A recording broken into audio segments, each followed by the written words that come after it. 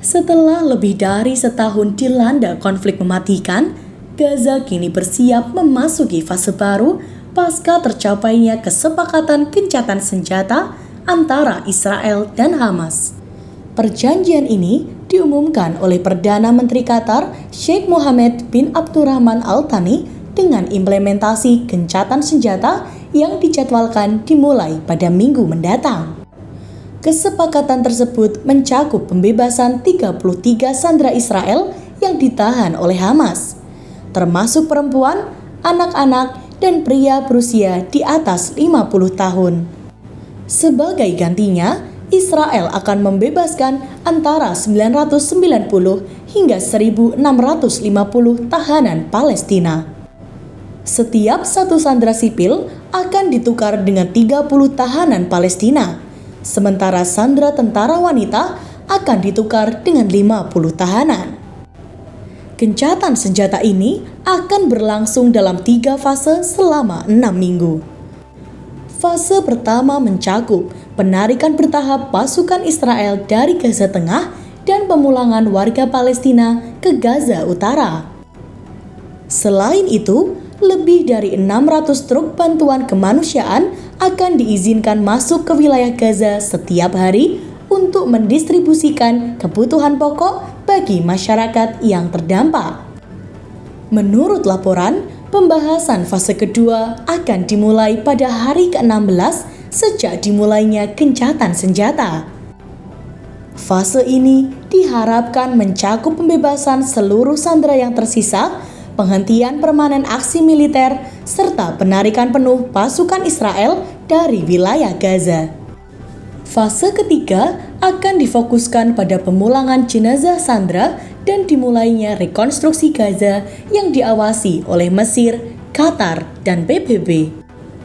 Berita mengenai kesepakatan gencatan senjata ini disambut dengan sukacita oleh warga Palestina di Khan Younis, Gaza Selatan.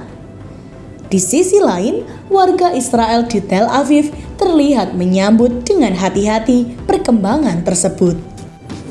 Presiden Amerika Serikat Joe Biden mengapresiasi kesepakatan tersebut dan menyebutnya sebagai hasil dari upaya diplomasi intensif yang dilakukan selama berbulan-bulan.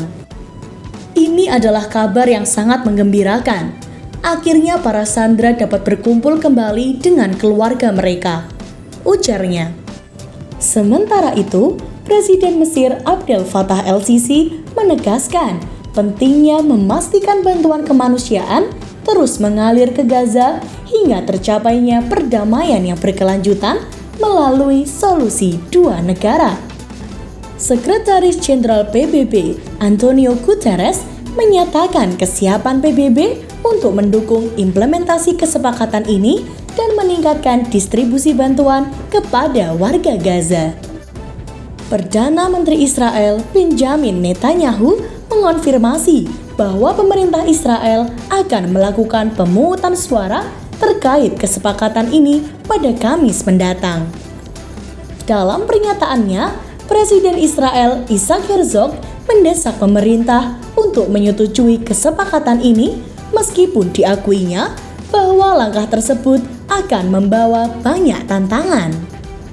Ini adalah langkah yang benar, langkah yang penting, langkah yang diperlukan, tegas Herzog. Namun, jangan ada ilusi. Kesepakatan ini akan membawa momen-momen yang berat dan menyakitkan.